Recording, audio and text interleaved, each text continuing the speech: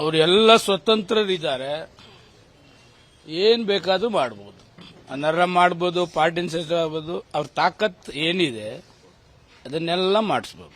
ನಿಮ್ಮ ವಿರುದ್ಧವೇ ಗೆದ್ದು ತೋರಿಸ್ತೀವಿ, ಆ ಕ್ಷೇತ್ರನ ಅವ್ರ ಕಡೆಯಿಂದ ಕಿತ್ಕೊಂಡು ತೋರಿಸ್ತೀವಿ ಮಾಡ್ಲಿ. ಮೈತ್ರಿ ಚುನಾವಣೆ ಸಂದರ್ಭದಲ್ಲಿ ಆ ಮಾತನಾಡ್ಲಿ, ನನ್ನ ವಿರುದ್ಧ ನಿಂತ್ಕೊಳ್ಳಿ. ಪ್ರಜಾಪ್ರಭುತ್ವ ಯಾರು ಬೇಕಾದ್ರೂ ನಿಲ್ಬೋದು. ಅದಕ್ಕೇನಿದೆ, ಸೋಲು ಗೆಲುವು ಇವ್ರ ಕೈಲಿಲ್ಲ, ಜನರ ಕೈಲಿದೆ. ಈ ಮೊನ್ನೆ ಎಲೆಕ್ಷನ್ನಲ್ಲೂ ಕೂಡ ಎಲ್ಲ ಅಗೇನೆಸ್ಟೇ ಮಾಡಿದ್ರು. ಕಾಂಗ್ರೆಸ್, ಬಿಜೆಪಿ, ಜೆಡಿಎಸ್ ಮೂರು ಒಗ್ಗಟ್ಟಾಗಿ ನನ್ನ ವಿರುದ್ಧ ಫೈಟ್ ಮಾಡಿದ್ರು. 4 ಸಾರಿ ಆ ಕ್ಷೇತ್ರದಲ್ಲಿ ಗೆದ್ದಿದ್ದೇನೆ. ಚುನಾವಣೆ ಯಾರು ಬೇಕಾದ್ರೂ ನಿಲ್ಬೋದು, ಯಾರು ಬೇಕಾದ್ರೂ ಗೆಲ್ಬೋದು, ಯಾರು ಬೇಕಾದ್ರೂ ಸೋಲ್ಬೋದು. ಮೈತ್ರಿಕೂಟದ ನಾಯಕರು ಹೇಳ್ತಾ ಇದ್ದಾರೆ, ಮೈತ್ರಿಕೂಟದ ನಾಯಕರು ಹೇಳ್ತಾ ಇದ್ದಾರೆ, ಇನ್ನು ಮುಂದೆ ಯಾವ ರೀತಿ ರಾಜಕೀಯ ಮಾಡ್ತಾರೆ ನಾವು ನೋಡ್ತೀವಿ. ಯಾರು? ಅಯ್ಯೋ, ನಾನೇನು ಪಾಕಿಸ್ತಾನದಲ್ಲಿದ್ದೀನಾ ಇವರೇನು ಎದುರಿಸಕ್ಕೆ? ಯಾವ ಮಗನು ಇನ್ನೂ ಹುಟ್ಟಿಲ್ಲ ನನ್ನ ಎದುರಿಸಕ್ಕೆ. ಇವರಂಗೆ ಇಲ್ಲಿಗಲ್ ಏನಿಲ್ಲ. ನಾನು ಸ್ಟ್ರೈಟ್ ಇದ್ದೀನಿ. ಏನ್ ಮಾಡ್ತಾರೆ ಎದುರಿಸ ನೋಡ್ರ, ತಾಕತ್ತಿದ್ರೆ ಎದುರಿಸ್ಲಿ. ನನ್ನ ವಿರುದ್ಧ ಪ್ರತಿಭಟನೆ ಮಾಡ್ತಾರೆ, ನನ್ನ ಎದುರುಗಡೆ ಪ್ರತಿಭಟನೆ ಮಾಡಲಿ. ಒಂದೊಂದೇ ತೆಗಿತೀನಿ ನಾನು. ಅವರು ಸುಮ್ಮನಿದ್ರೆ ನಾನು ಸುಮ್ಮನಿರ್ತೀನಿ. 3 ವರ್ಷದಲ್ಲಿ ಇವರ ಆಟಗಳೆಲ್ಲ ನಾನು ಕೂಡ ನೋಡಿದ್ದೇನೆ. ಯಡಿಯೂರಪ್ಪನ 6 ತಿಂಗಳು ಹಿಂದೆನೆ ಯಾರೆಲ್ಲ ಕರೆಸಿ ನನ್ನ ಮಾತಾಡಿದ್ರು, ಯಡಿಯೂರಪ್ಪನ 100% ಇಳಿಸ್ತೀನಿ ಅಂತ ಯಾರು ಹೇಳಿದ್ರು, ಅವೆಲ್ಲ ಸಾಕ್ಷಿ ಸಮೇತ ನಾನು ಹೇಳಬೇಕಾಗ್ತದೆ. ನಾನು ಇದುವರೆಗೂ ಆ ಥರ ಪಾಲಿಟಿಕ್ಸ್ ಮಾಡ್ಲಿಕ್ಕೆ ಹೋಗಲಿಲ್ಲ, ಸ್ಟ್ರೈಟ್ ಇದ್ದೀನಿ. ಅವರು ಈ ಥರ ಇಲ್ಲಿಗೆ ಪಲ್ಲಿಗೆ ಇಲ್ದೇ ಇರೋದೆಲ್ಲ ಹೇಳಕ್ ಹೋದ್ರೆ ತಾಯಿಗೆ ದ್ರೋಹ ಮಾಡಿದ್ರು, ಅದು ಮಾಡೋದು ಅಂತಂದ್ರೆ ಇವ್ರು ಯಾರ್ಯಾರಿಗೆ ಏನೇನು ದ್ರೋಹ ಮಾಡಿದ್ದಾರೆ ಎಲ್ಲ ಮಾಹಿತಿ ಇದೆ. ನಾನು ಹೌದು ಮಾಡಿದ್ದೀನಿ. ಏನ್ರಿ ಇವಾಗ ಮಾಡಿದ್ದೀನಿ, ಮಾಡಿ ಇವ್ರು ಏನ್ ತಾಕತ್ ಏನಿದೆ ಕ್ರಮ ಕೈಗೊಳ್ಳಿ. ನನ್ನ ವಿರುದ್ಧ ಮಾಡಿದ್ದೀನಿ, ಏನ್ ತಪ್ಪೇನಿದೆ ಈಗ? ಎಸ್ ಮಾಡಿದ್ದೀನಿ, ಡಾನ್ ಇಟ್. ಏನ್ ಇವಾಗ ಬಿಡಿ. ಮತ್ತೆ ಯಾಕೆ ಪದೇ ಅದನ್ನೇ ಕೇಳ್ತೀರಿ? ಏನ್ ಮಾಡ್ತಾರೆ ಮಾಡ್ಲಿ, ಅವ್ರು ಸ್ವತಂತ್ರರಿದ್ದಾರೆ. ಅದ್ಯಾವುದಕ್ಕೂ ಎದುರೋ ಮನುಷ್ಯ ಅಲ್ಲ. 20 ವರ್ಷ 25 ವರ್ಷ ಆಯ್ತು ನಾನು ರಾಜಕೀಯದಲ್ಲಿ ಇದ್ದೇನೆ. ಇದು ಪ್ರಜಾಪ್ರಭುತ್ವದಲ್ಲಿ ಕೊಟ್ಟಿರ್ತಕ್ಕಂಥ ಒಂದು ಆದೇಶ. ಆತ್ಮಸಾಕ್ಷಿ ಗುಣವಾಗಿ ಮತ ಹಾಕಬೇಕು ಅಂತಕ್ಕಂಥದ್ದು. ಇದೇ ಬಿಜೆಪಿಯವರು ಕಾಂಗ್ರೆಸ್ ಮೇಲೆ ಕೊಟ್ಟಿಲ್ವಾ, ವಿಪ್ ಇಶ್ಯೂ ಮಾಡಿದ್ದಾರೆ ಅಂತೇಳಿ. ಹಿಮಾಚಲ ಪ್ರದೇಶದಲ್ಲಿ ಎಷ್ಟು ಜನ ಬಿಜೆಪಿಗೆ ವೋಟ್ ಹಾಕಲಿಲ್ಲ? ಅಲ್ಲಿ ಇಲ್ಗೊಂದು ನ್ಯಾಯ ಅಲ್ಗೊಂದು ನ್ಯಾಯನ ಅವರು. ನಾವೆಲ್ಲ 17 ಜನ ಬಿಜೆಪಿಗೆ ಬಂದವಲ್ಲ. ನಾನು ಕಾಂಗ್ರೆಸ್ಸಲ್ಲಿ ಗೆದ್ದಿರ್ಲಿಲ್ವಾಗ? ಕಾಂಗ್ರೆಸ್ಸಲ್ಲಿ ಗೆದ್ದಿದ್ದೆ ತಾನೆ ನಾನು ಅವಾಗ. ಕಾಂಗ್ರೆಸ್ಗೆ ರಾಜೀನಾಮೆ ಕೊಟ್ಟು ತಾನೇ ಬಂದದ್ದು. ಆಗ ಯಶವಂತಪುರ ಕ್ಷೇತ್ರಕ್ಕೆ ಅನ್ಯ ಆಗಿರ್ಲಿಲ್ವಾ? ಈ ಬಿಜೆಪಿಲಿ ಗೆದ್ದು ನಾನು ರಾಜೀನಾಮೆ ಕೊಟ್ಟಿದ್ದೇನ? ಕೋರ್ಟ್ ಆದೇಶ, ಆತ್ಮಸಾಕ್ಷಿ ಮತ, ಅವ್ರಿಗೆ ಯಾರಿಗೆ ಬೇಕಾದ್ರೂ ಹಾಕ್ಬೋದು.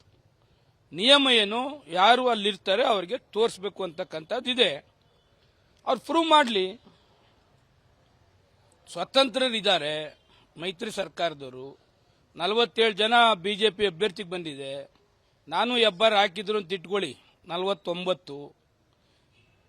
ಜೆಡಿಎಸ್ಗೆ ಮಾಡಿದಂತೇನು ಇವರು ದ್ರೋಹ ಅಲ್ವಾ? MLC ಚುನಾವಣೆಯಲ್ಲಿ ಓಪನ್ ಆಗಿ ಸ್ಟೇಟ್ಮೆಂಟ್ ಮಾಡಿದೆ. ಏನ್ ಮಾಡಿದ್ರು? ಅಪವಿತ್ರ ಮೈತ್ರಿ ರೀ.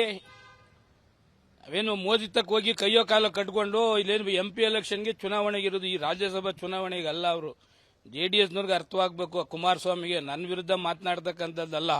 ಆತ್ಮಸಾಕ್ಷಿ ಕುಮಾರಸ್ವಾಮಿ ನನಗೆ ಹೇಳ್ಕೊಡ್ಬೇಕಾದಂತ ಅವಶ್ಯಕತೆ ಇಲ್ಲ. ಅವ್ರ ತಟ್ಟಲ್ಲಿ ಹೆಗಣ ಬಿದ್ದಿದೆ. ಯಾರ್ಯಾರು ಏನೇನು ಮಾಡಿದ್ರೆ ಗೊತ್ತಿದೆ ನನಗೂ, ಮಾಡ್ತೀನಿ. ನನ್ನ ರಾಜಕಾರಣ ಏನ್ ಬೇಕಾದ್ ನೋಡಿ ಮೇಡಮ್. ಪ್ರಜಾಪ್ರಭುತ್ವ ಸೋತಿರೋ ಇದರಲ್ಲಿ ಹೇಳ್ತಾರೆ, ಏನ್ ಮಾಡ್ತಾರೆ? ಏನು ಮಾಡ್ಲಿಕ್ಕೆ ಆಗೋದಿಲ್ಲ. ಆತ್ಮಸಾಕ್ಷಿ ಮತ ಹಾಕಿದ್ದೇನೆ, ಪ್ರೂವ್ ಮಾಡ್ಲಿ. ಇವರು ಪ್ರೂವ್ ಮಾಡಾದ್ಮೇಲೆ ಏನ್ ಮಾಡ್ತಾರೆ ಮಾಡ್ಲಿ. ಅಷ್ಟೇ ಶಕ್ತಿ ದೇವ್ರು ನನಗೂ ಕೊಟ್ಟಿದ್ದಾನೆ ಕ್ಷೇತ್ರದಲ್ಲಿ. ಇವ್ರದೇ ಅಂತಲ್ಲ, ಆ ಶಕ್ತಿ ದೇವ್ರು ನನಗೂ ಕೊಟ್ಟಿದ್ದಾನೆ. ನೋಡಪ್ಪ, ನೀವು ಹೋಗಿ ಕ್ಷೇತ್ರ ನೋಡ್ಕೊ ಬನ್ನಿ. ಯಾರೋ ಚಿಲ್ಲರೆ ಪಲ್ರೆಗಳ ಕೇಳ್ಬಿಟ್ಟು ಆ ಕ್ವಶನ್ ನನಗೆ ಕೇಳಬೇಡಿ. ನಾನೇ ನೀವೇನೇನು ಕೇಳ್ತಿದ್ರಿ, ನೀವೇನೇನು ಪ್ರಚಾರ ಮಾಡಿದ್ರಿ ಎಲ್ಲ ನನಗೆ ಮಾಹಿತಿ ಇದೆ.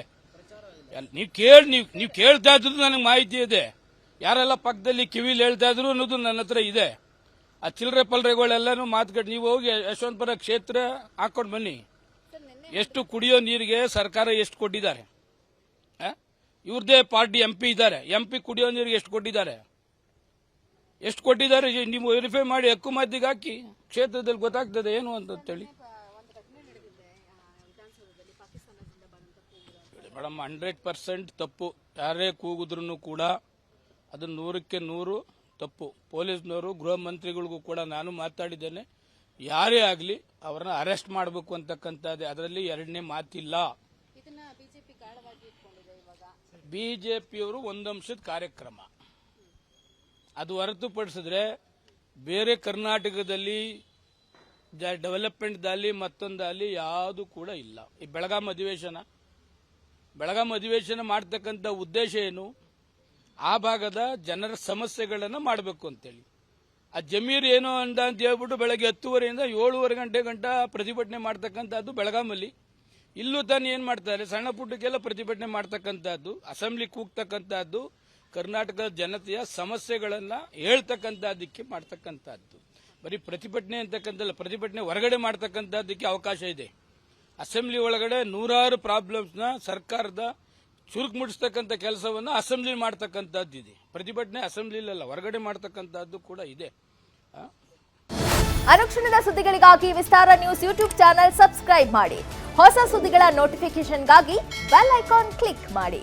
ಲೇಟೆಸ್ಟ್ ಅಪ್ಡೇಟ್ಸ್ಗಾಗಿ www.vistaranews.com ವೆಬ್ಸೈಟ್ಗೆ ವಿಸಿಟ್ ಮಾಡಿ.